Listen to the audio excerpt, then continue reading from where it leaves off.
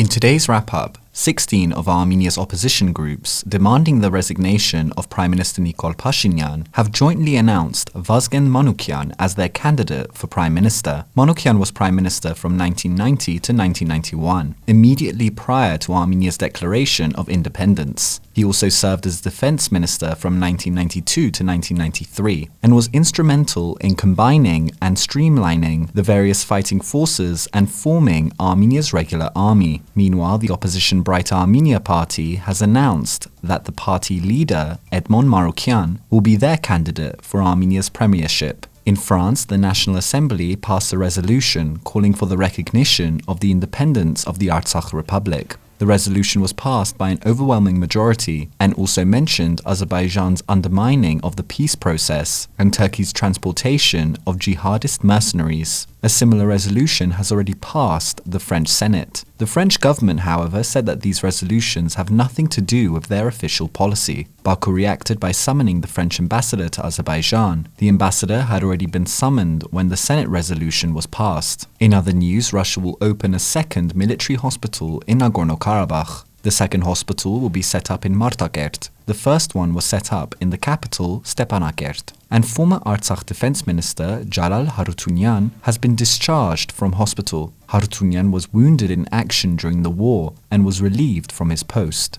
In Yerevan, Prime Minister Nikol Pashinyan said at a sitting of the Eurasian Intergovernmental Council that Armenia will seek the formation of a unified common EA-EU gas market. This comes as Armenia has faced rising consumer gas prices from gas giant Gazprom Armenia, a subsidiary of Russia's Gazprom. In our studio, senior fellow at Carnegie Europe, Thomas de Waal spoke on the parallels between the 1920 Kars Treaty and the 2020 ceasefire agreement. He also spoke on Russia's play in Nagorno-Karabakh, a final peace settlement, and the challenges facing Armenia and Azerbaijan. And CivilNet's Artsakh team was in the village of Taghavart. The village has now been partitioned between Armenia and Azerbaijan. The team spoke to the defending servicemen in the area and the residents. Many expressed grief that half the village is now out their hands, which includes the village cemeteries.